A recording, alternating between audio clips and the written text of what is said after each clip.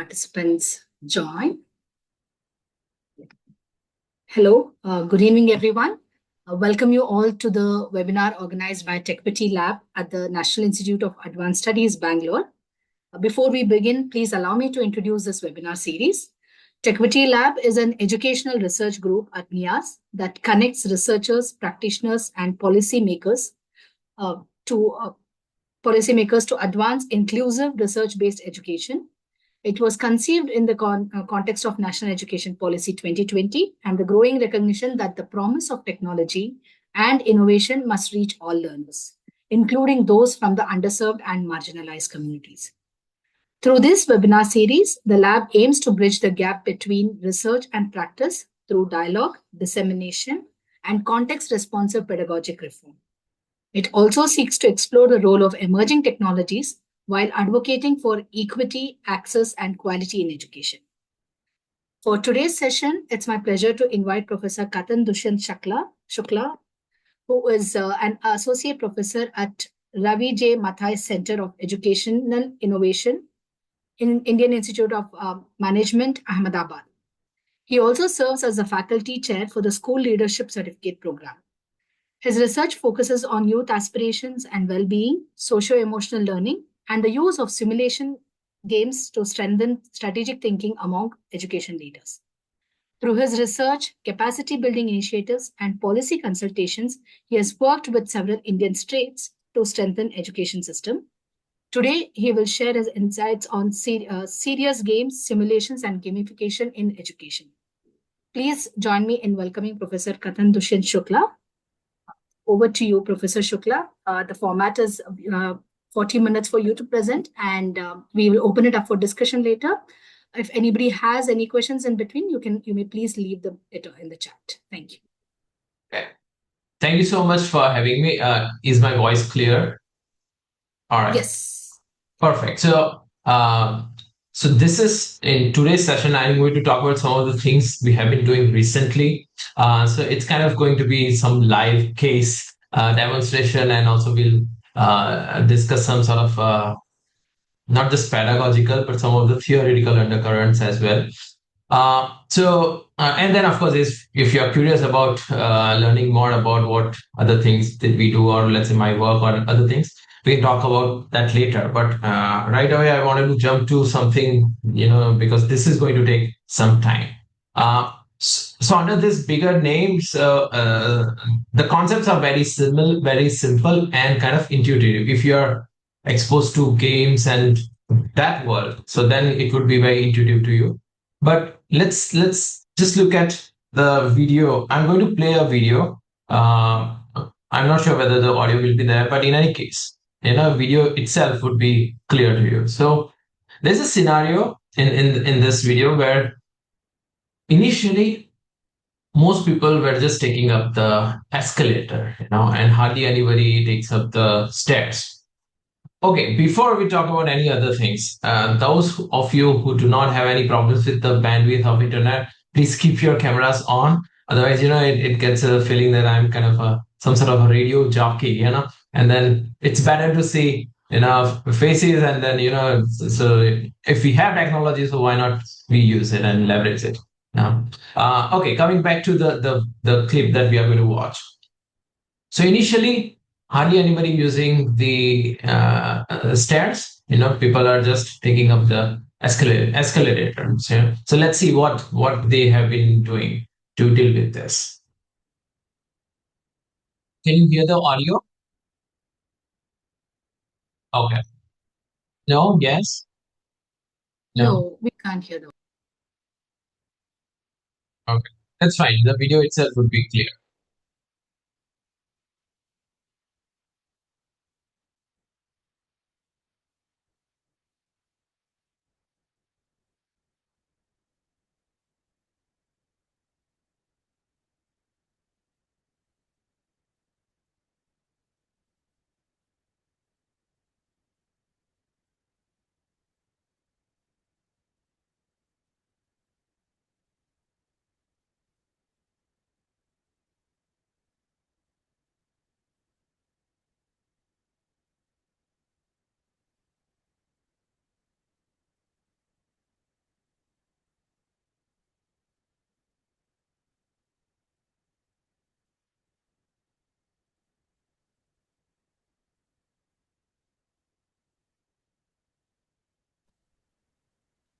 Okay, so you saw something over there, right?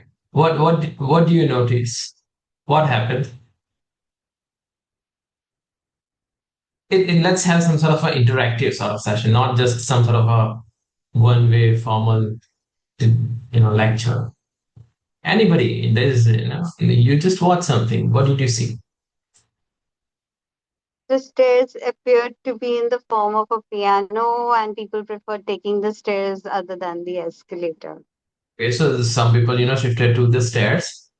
Why? What do you Probably, think? probably the piano design somehow was interesting, and since there was no audio, maybe Okay. there was some music also coming with every step. That's what I Certainly, and guess. then because it looks a piano and actually it plays like piano, so there is Yeah. a every step plays a different note, Tone. and then so then you can play entire sa re ga ma pa da, the entire sort of all these different sort of tunes and notes you can experiment with. Okay, so this is something that you watch, and then of course, on the screen you can see the 66%, people increase, so there is some increase in the people taking up the stairs. Now think about this: that what was the problem that this designer of this intervention, they must have identified,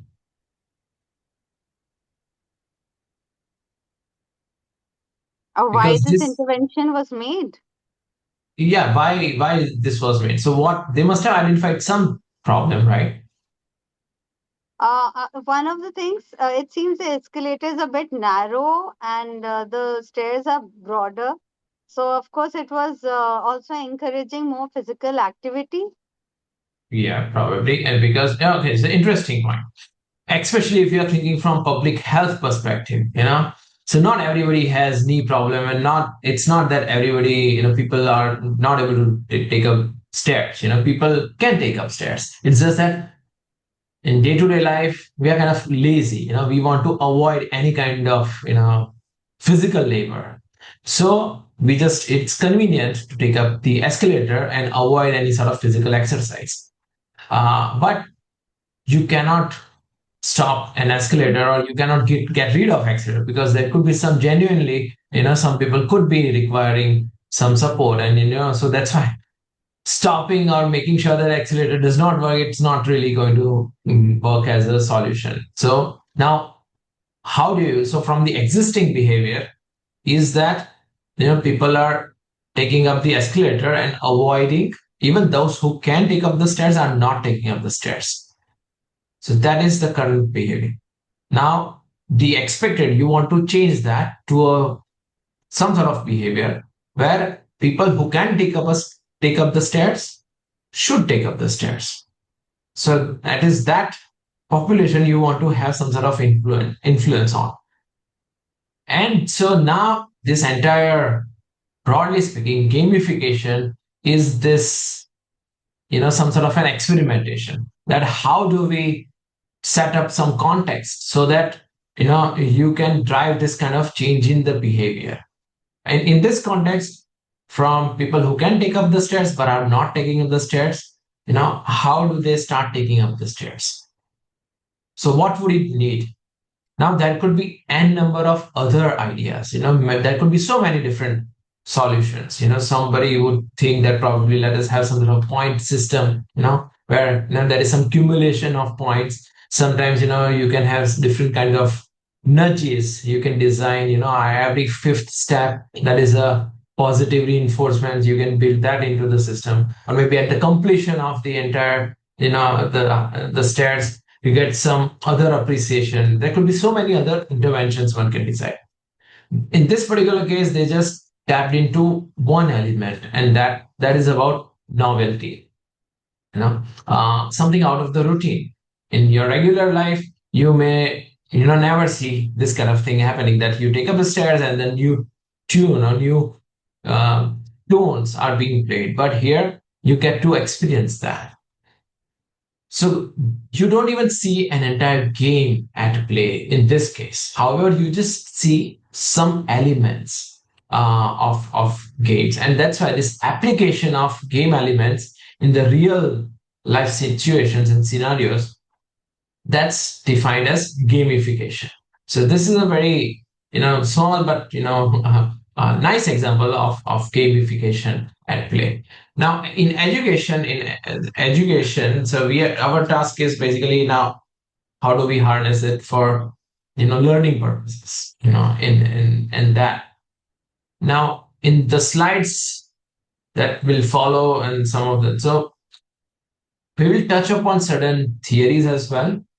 But interesting thing is that a lot of knowledge and research, all of this, you know, these things have been developed by our people. People working as educators, people working as educational psychologists. And it's just that in regular schooling, we do not see enough applications of these concepts. But game designers, they do that, incredibly well. Most games will certainly have all of these things working. Okay, so that we have seen. So what are different game elements? So of course you can also chip in here, and you will certainly see, points, badges, ranks, ranking system. Goals are clearly defined. In any game, rules are important. What are the rules of the game? There has to be clarity about that. Levels are often increasing, in challenging. So that is, what is the difference in level 1 and level 3? Have you played any games? What difference do you find between first level of the game and the third level of the game, or even second level of the game? As the level increases, it becomes complicated. Okay, It's and more the challenging. response comes from Masuda. Am I Yes. pronouncing your name correctly? Yes, sir.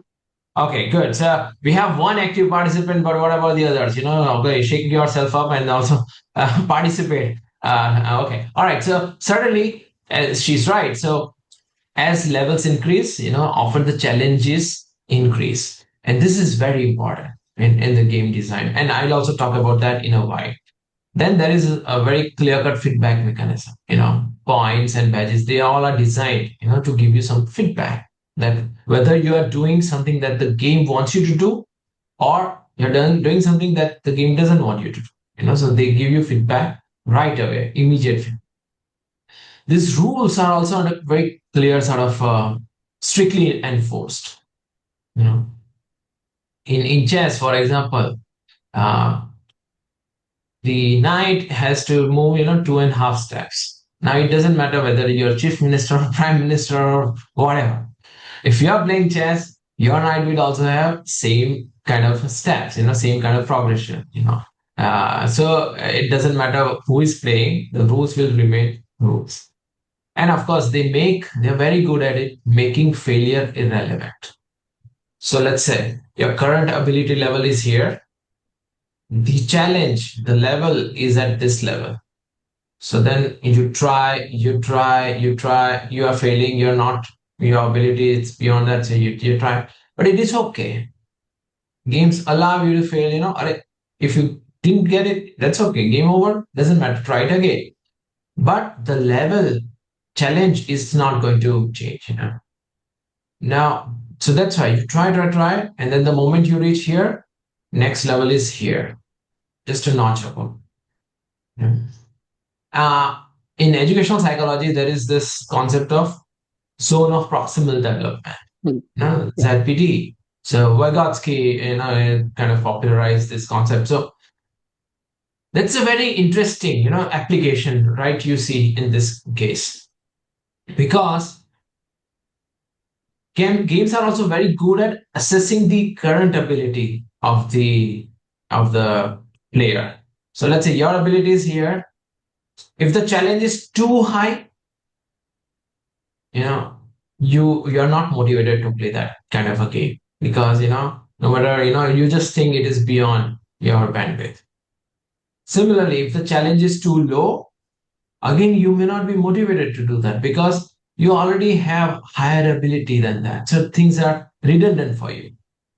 So that's why good games, the challenge is just above your current ability.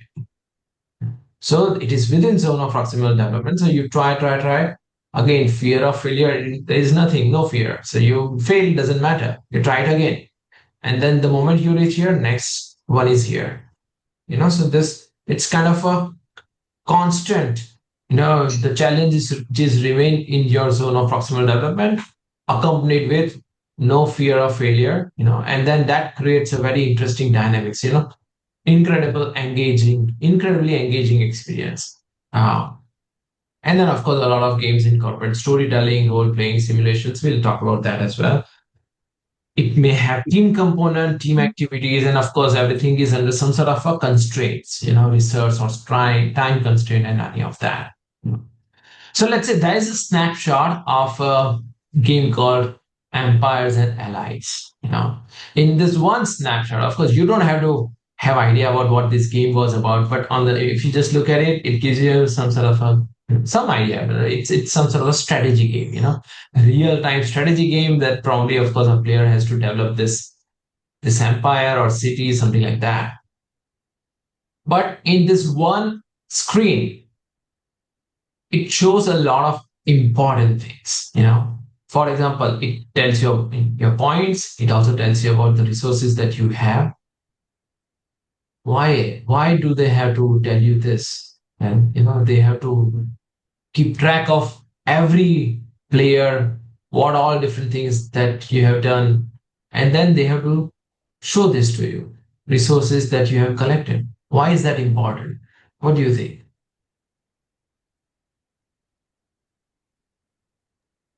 Anybody? May I Uh, begin? Okay, let us. Yes, now there's of course, initially there were two people, but now nobody's saying anything. yeah, the strategy that they need to, develop depends on the resources everybody in the game has. So maybe that's why it needs to be available to everyone. No, The it is your information. resources covered. It's not, it's the resources that you have so far collected in the platform. What does it indicate? Maybe it indicates us the achievement that we have gathered so Okay, the far. achievements that you have had. Okay. These are all fine answers. It's just that if you, think through that in much more, depth of the psychology. So really, the resources that you have collected, it is a direct indicator of amount of time you have invested, amount of emotions, energy. It's kind of your investment in that game. It gives you that, only how can you have more resources in the game? Only possibility is that you have spent a lot of time, energy, emotions, everything. So it's kind of, that's why they show you that. So if you have a lot of resources, and then let's say if they're gone, you will be hurt because all of the time, all the energy, emotions, everything that you invested, it's you. If it is gone, then it disturbs you. So they show you, they at least they're transparent, and it is part of this emotional engagement. That's how you are emotionally connected to this platform. So it is indicator of that, very strong indicator of it. Similarly, I told you about the progression and levels. So right away, you see this Vygotsky's zone of proximal development at play over there. By the way, these points and resources also you can think about operant conditioning, behavioral psychologists. Your point increases because your behavior is what the game designer wants you to engage into. That's how you can have more points. So it's a kind of reinforcing your expected behavior. They also give you options to create your own avatar. Social graph, you can compare, you can see what other, your colleagues are doing in the platform. And also often you see is there's some side quest. Some games are not linear, you decide what you want to do, how you want to play. You also decide if you want to play some other puzzle in between. Why is this important? What do you think?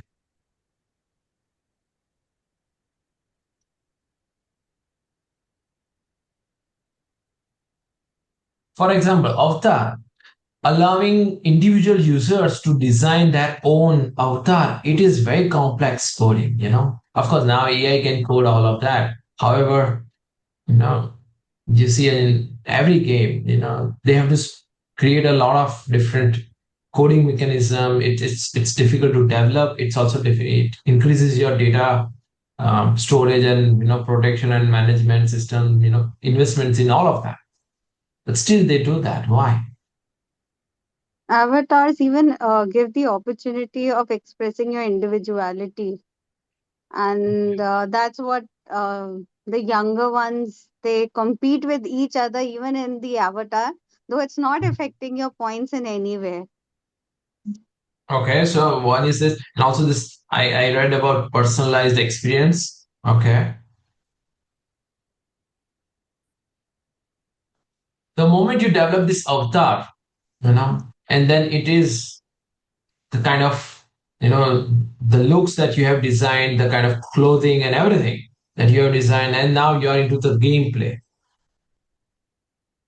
The more time you spend, your investment of your identity. So that was, I think, what this Masuda also indicated. Now you are in a way investing your identity. Correct, yeah, self-identity. It is really, really deepest level of engagement.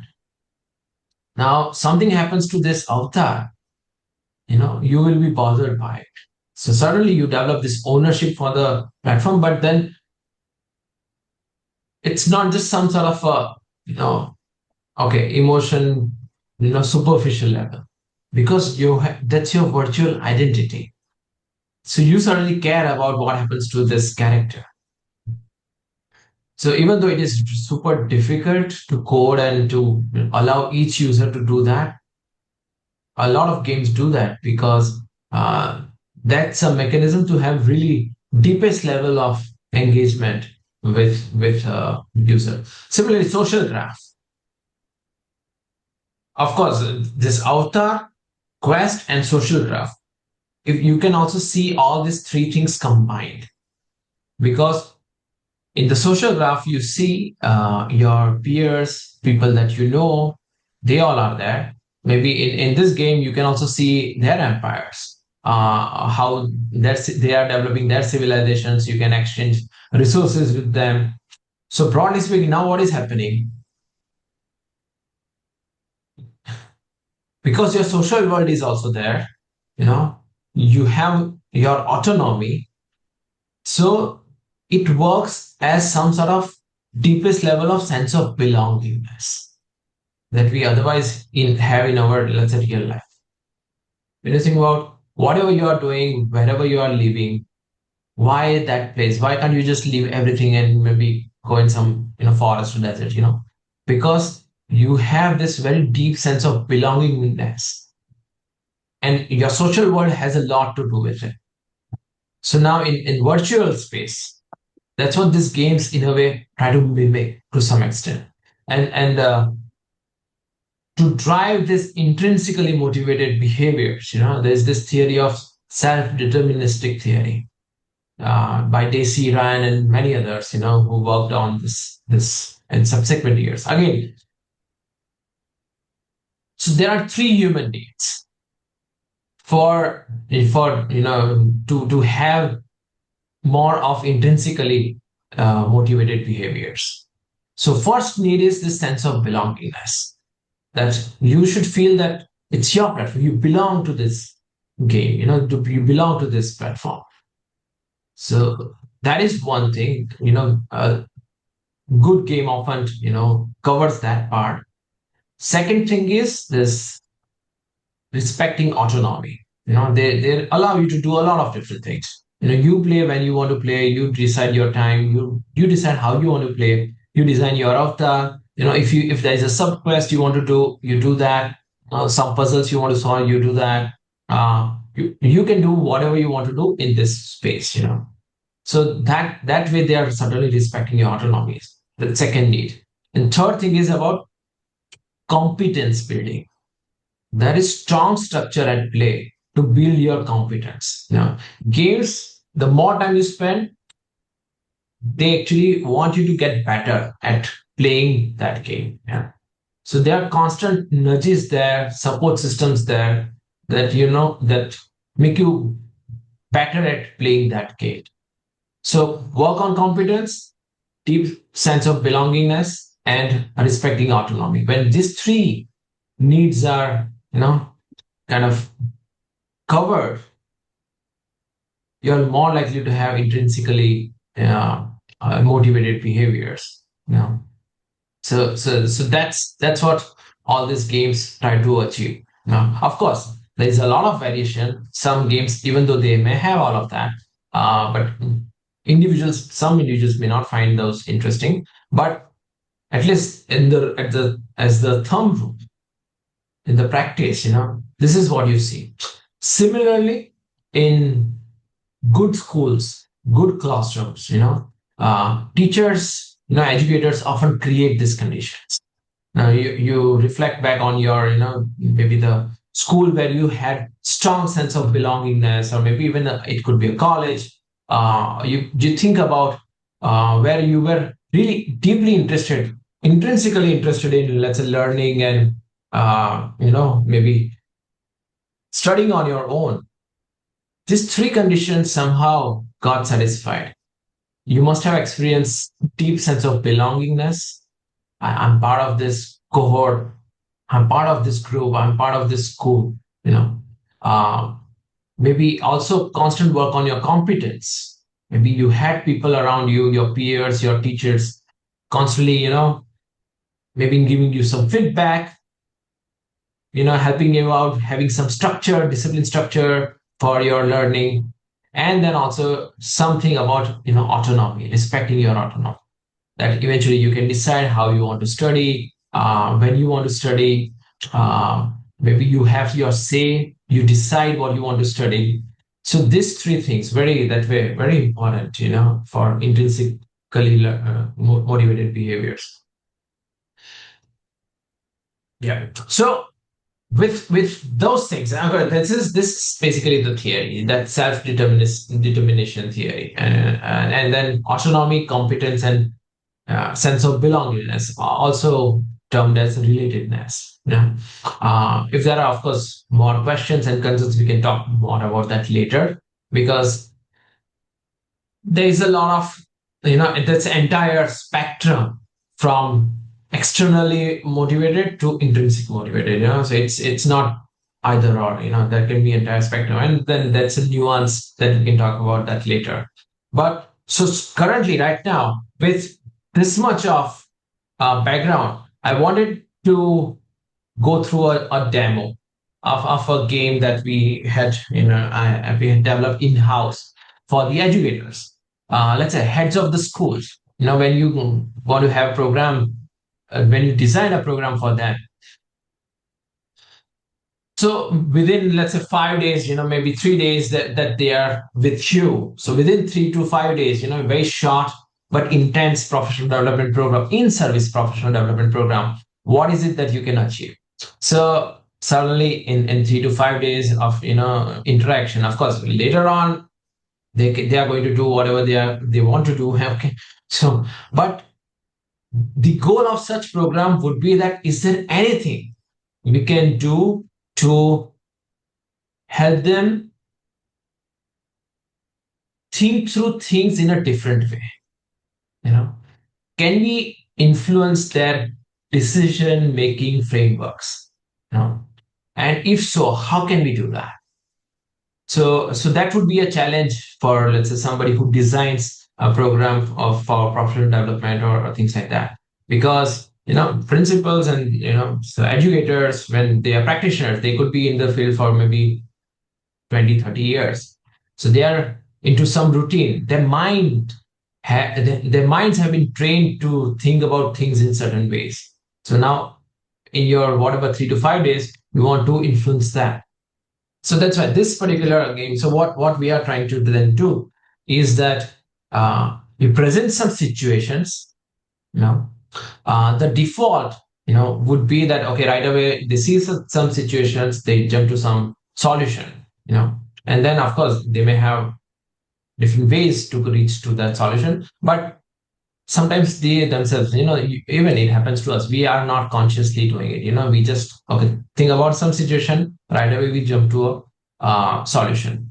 Now, based on the theories and all that, of course, we do not have time to go to all these theories of decision making. But at least what we want to do is that we want to, the moment they face a situation, you want them to take a pause, evaluate the situation, not just from the lens of head of the institute, but also from different stakeholders who could be involved in that situation.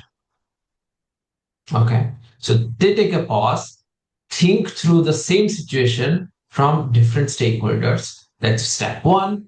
Second step, then they think about what would be a solution for these other stakeholders as well.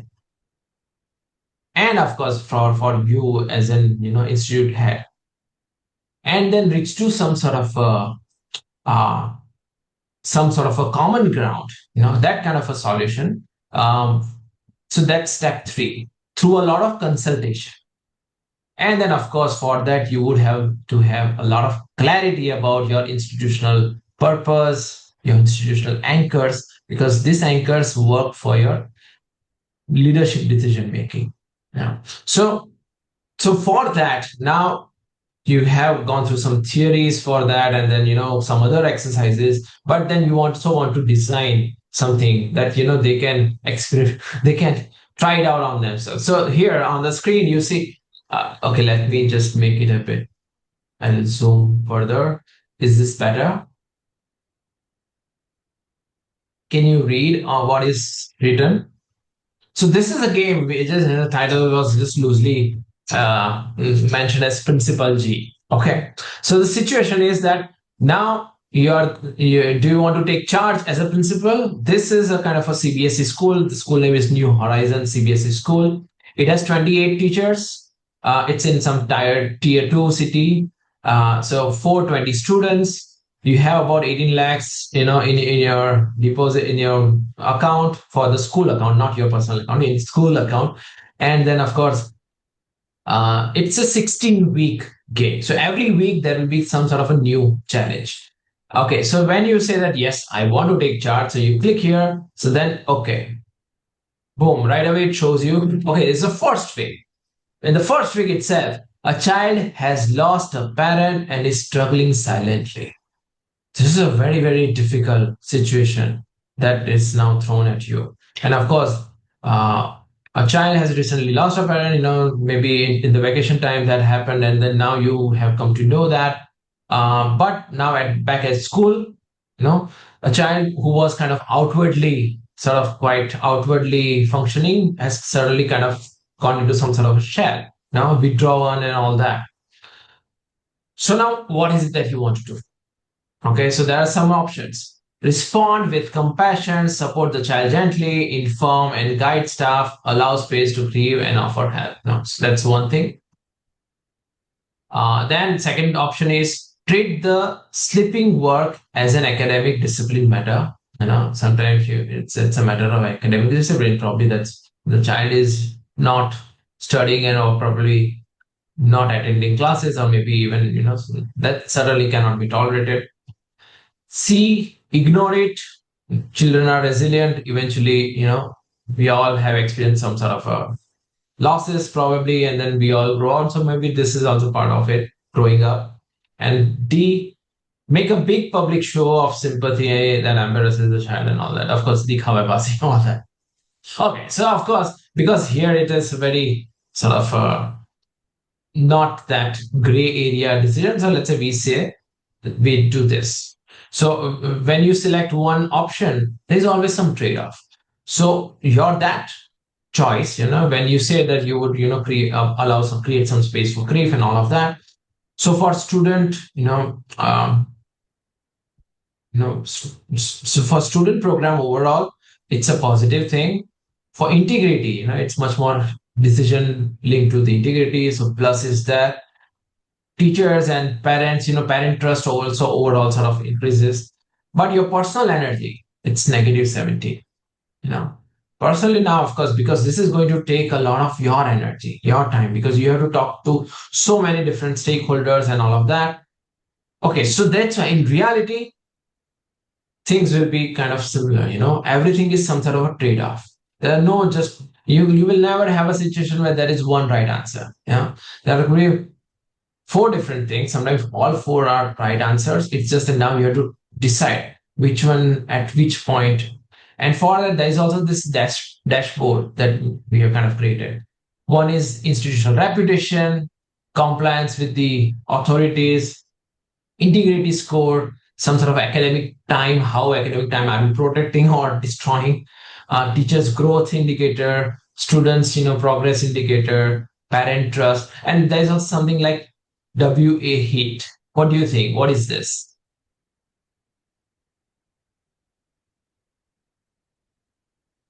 Any guesses? What can this WA heat could be? WhatsApp heat. Okay, WhatsApp heat, very right. Yes, because whatever you do, there'll be some sort of a things. If you're not doing anything, or then also there will be some sort of a noise, but then a lot of discussions would be happening on social media, especially the WhatsApp, so it is indicator of WhatsApp heat. Okay, so let's say next week. Now, of course, there is some other situation. Now, so here I say that, okay, some sort of chronic substitution culture is quietly destroying learning. Okay, so teacher absences are being covered by a rotation of substitutes and unstructured free periods. So that is now happening in the school. And it has become some sort of normalized practice. So students in some classes have had their regular teacher for less than half of the school year. The individual absences seem manageable, but this cumulative pattern, it is some sort of an educational emergency.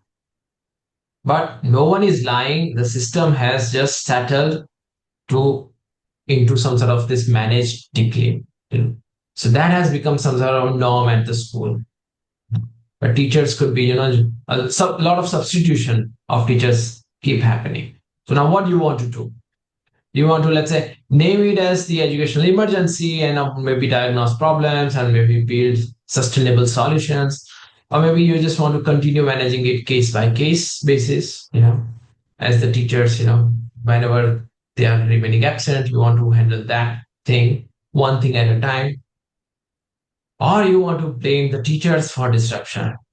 The teachers are just like that. They are the ones, destroying this. They have destroyed the entire school culture.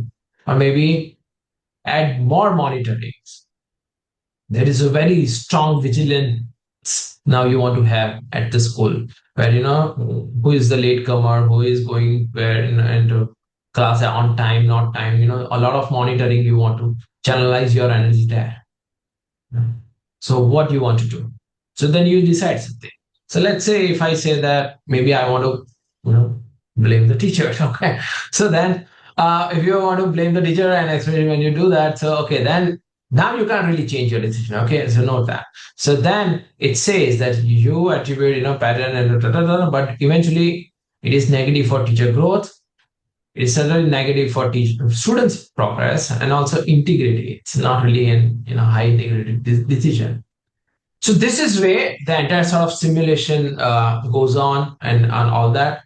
I'm not going to go through all 16 weeks. So I just click, all these different numbers one at a time. Maybe we'll see. And what happens at the end, that is something that I want to discuss. I'll just keep all this other part. And as you see, with all these different decisions, the dashboard also keeps changing. Okay. So finally, all 16 weeks gone. So at the end, okay, overall score is about 28. Nobody gets 100. It's designed like that. So maybe at max, people may have 75 to 80. At worst, we don't know, but here it's 28. So it's already not so good. And then the platform has told us that it's a kind of a struggling institute. Your institute is struggling, your school is struggling. Reputation, it's just 10. Okay. Academic time, maybe you did somewhat better. But even in integrity, you haven't been good. You have some money left, okay, but overall, all the other things. That's why one line feedback, multiple systems under stress, several decisions eroded, and that takes years to rebuild.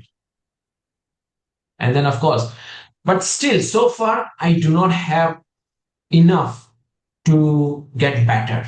So for that, I need some sort of detailed debriefing. And that's why when you click that, so now you will have this kind of a detailed sort of note, on your all of your different decisions. So let's say first one that we did together, a child and who lost the parent and all that, then struggling. So there we said that okay, we want to create the space, even though it comes at a cost of leaders' own energy and all that.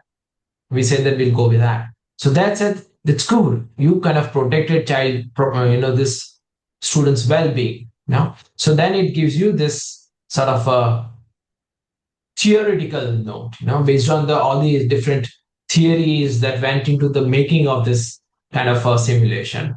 But on the other hand, the second big decision, that we took when there was this chronic substitution culture, and then we say that we'll just blame the teachers. Then it says that, man, your decision is actively harmful.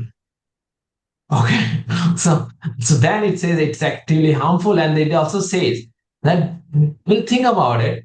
You attribute the pattern to individual teachers, taking leaves rather than the systematic conditions producing it. So you're not leader enough to, deal with the conditions that with the culture that has crept in, but you are now want to, find some individual scapegoats and blame them. This is very weak leadership. And then that's why name it as the educational emergency, probably, and then diagnose causes. What are these recurring causes? How your systems have been part of problem creation. And then, of course, then think about what sustainable solutions, eventually what you want, and then how do you bridge this gap. So maybe that would have been some sort of a leadership roadmap rather than blaming individual teachers. So overall, it also gives you this kind of a chart that out of all the 16 decisions, 5 were harmful. 0 protected the integrity. Well, okay, 2 were protecting learning, 3 were protecting well-being, 4 were just kind of avoidance. You just wanted to avoid the issue. Okay.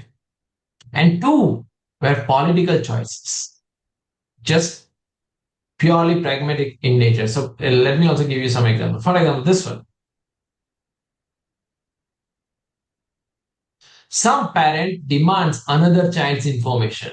There was this week 6 sort of a challenge. Now, some parent has come and asked you about information on this other child. And then what you did, you share partial information as some sort of a compromise. So that was some sort of a political choice. So you hand over some child's private details, treating a clear boundary as negotiable, and partial disclosure is still a disclosure. You still reveal the identity. So so in a way, so that's why probably you should have rather protected the identity of the kid, refused any sharing of the private information. So that would have been better. However, what you did, you didn't entirely give everything away, but at least the identity that you leaked, it was just political, finding that sort of a pragmatic decision. So that's what also it tells you. Yeah. So you do all of that, and also it gives you maybe some of the other specific pointers, that to protect academic time. So why is that important? So some other debriefs. And at the end, you can copy this code. If you want to replay it, you again can replay it. If you want to download the debrief, you download the debrief. But if you copy the code, and let's say we also do it sometimes live in the classroom, where let's say there are 58 heads of the schools, they go through the simulation, they can look at the debrief record, they copy this, and then they email back to us. So when they email back to us, so I can use that code And we have this moderator platform as well, because now from that, as a moderator, as a facilitator, now I would have idea about every participant's decision making sort of frameworks. So now I can see that, okay, this person, did not, you don't have to write your name. That's okay. So we have also have mechanisms. So for example, it is anonymous, but when I click here, now I can see that whosoever this person, submitted the score overall, whatever, so now each decision I can see. And I can see also, whether it was protecting well-being or whether it was harmful in nature, whether it was just some sort of a political choice. It allows you a lot of deeper level insights about that. At the beginning of the program, what were the things, when they go through the program and post program. Now, have your sessions help them think about things differently, and of course you can do a better job at it. And you can also so I'll talk about what other things we can do, but now I want to know from you, what do you think about this kind of simulation games? And then, do you see some applications? Would any of you would like to try something like that? What do you think? Hi, this is Sirisha. I run a school. Yes, ma'am. I run a school, and we have developed many games right from preschool till class 7 to one to teach and two to practice.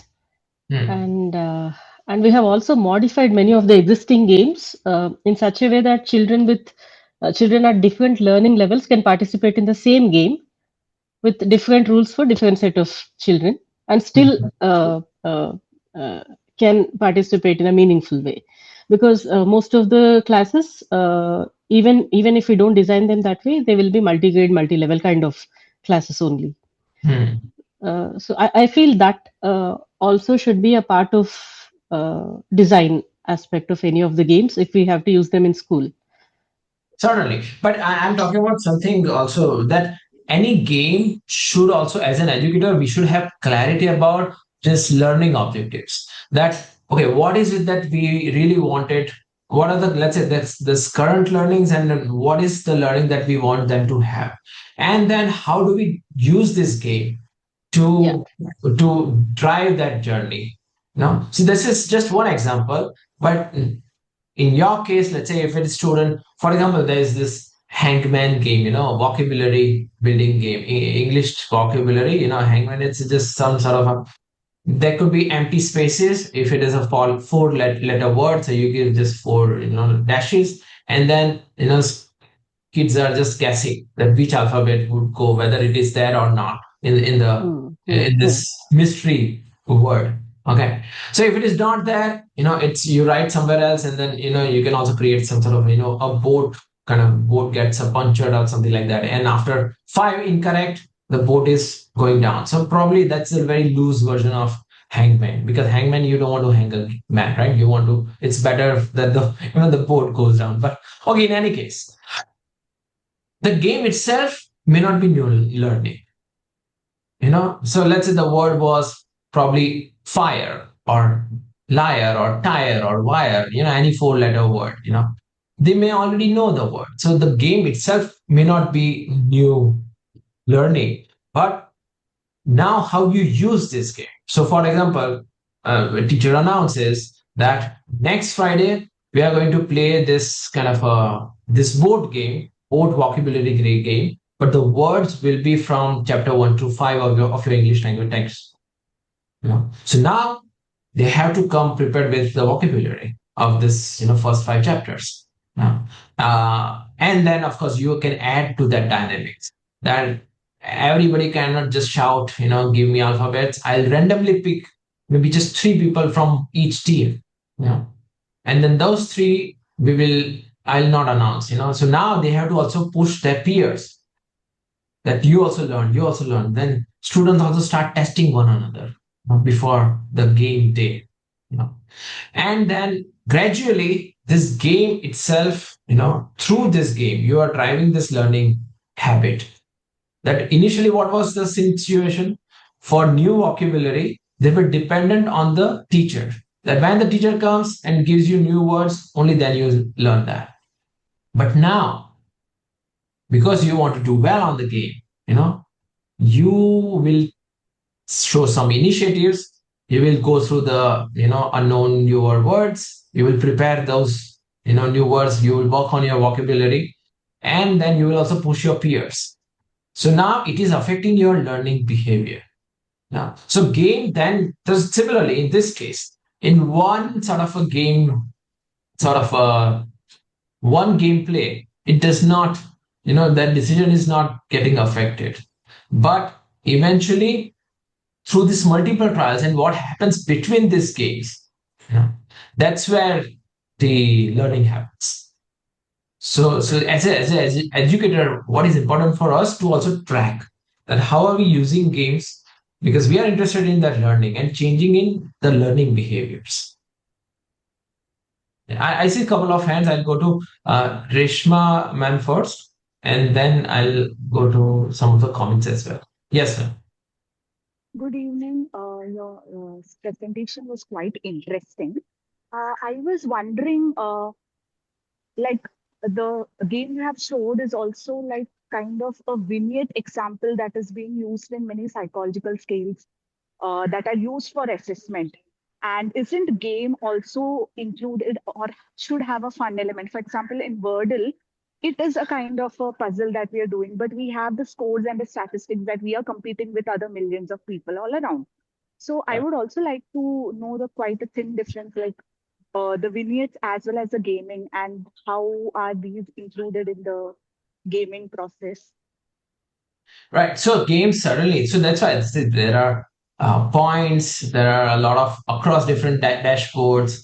So there is also some sort of fun element. It's just that the social component we did not want to build because then maybe you don't want to tap into people's social desirability. It is for you as a institutional head. So different games will have different purposes. Certainly, I understand there should be some element of fun, certainly that. So that's why this having a very some situations are not so serious. Some situations are also kind of maybe more lighter on the side, and then you can see that how your decision sort of can make some differences.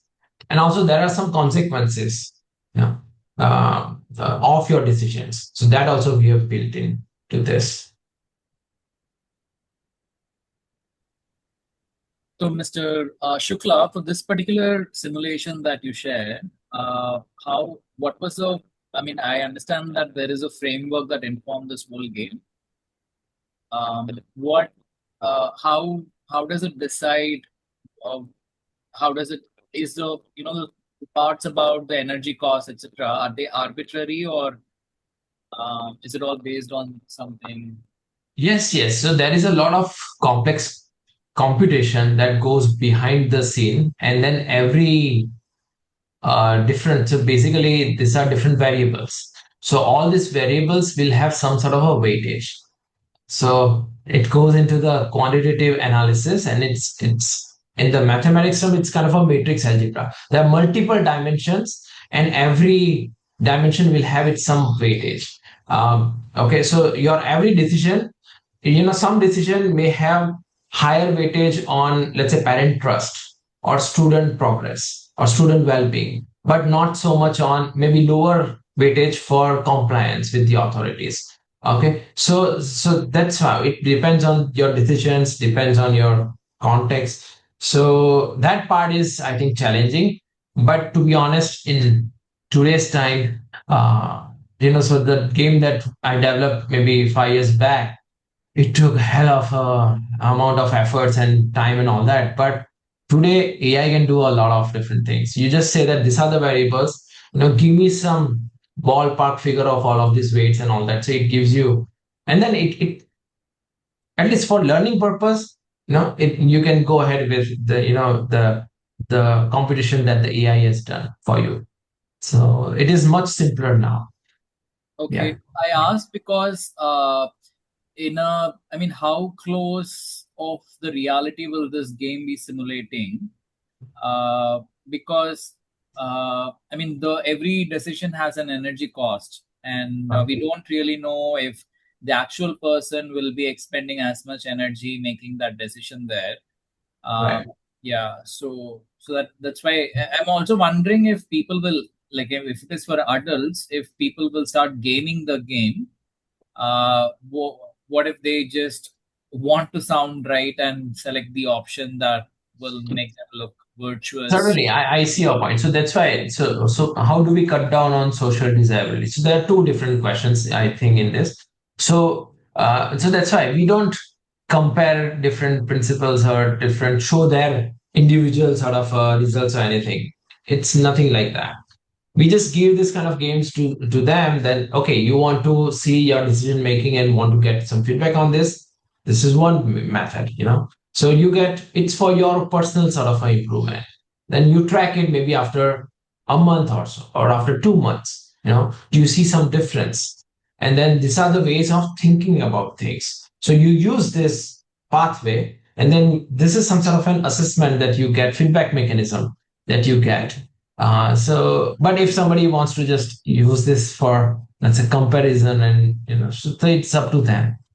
The second point about how close this is to the reality and all that. So that's why the weights and all that should ideally come from the literature. And in the literature, what are different effect sizes that people have been reporting on different relationships, on student well-being, to, let's say, the resources, or maybe the leadership of the principal. And so that's why if you tap into that and use those analysis to feed to your models, it is better. It is much more defendable, even academically defendable approach, rather than just having some guesses. So that's how usually I approach to that. Now we do a lot of thorough literature review and all that, and these weights often come from this reported effect sizes. Yeah. Got it. Thank you. Yeah. Bindu, ma'am? Yeah, so I'm going to be the spoiler here. We've come to the close, I think, of the session. No, But I certainly just see want, that.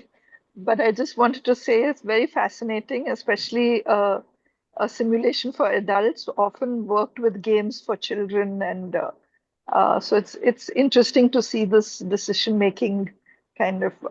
And I work with teachers, so I'm just while you were presenting, I was thinking of how we could use it for teacher professional development, because we're always trying to understand how teachers can make good decisions in the classroom, because that's what it's all about, right? On a given day, what kind of decisions they make, and with children's behavior, managing children, and especially new teachers who come in who are always struggling with classroom management and things like that. So it's very interesting to see how we can adapt it for teacher professional development too. Fascinating. And with that, I would like to say thank you. Thank you so much for joining and giving your time for the session. It was very useful and insightful at the same time. And uh, Thank you so much for having me. I greatly appreciate the opportunity to share what we do with everybody. Especially, I think thanks to Geeta for coordinating this, and then also the conversations that we had, and of course, special thank you to Maithili ma'am. So we have been interacting for a while, and then we wanted to schedule this kind of an interaction. So thank you so much for having me. And I think my email address can be shared, is already should be available. In any case, I will also share my presentation. So if later on also, if there is any interest and anybody wants to just write in, feel free to reach out. Anything. But thank you again. Thank you. Thank you so much. Yeah. Thank you very much, Professor. Thank you. Okay. Bye bye, everyone. Bye.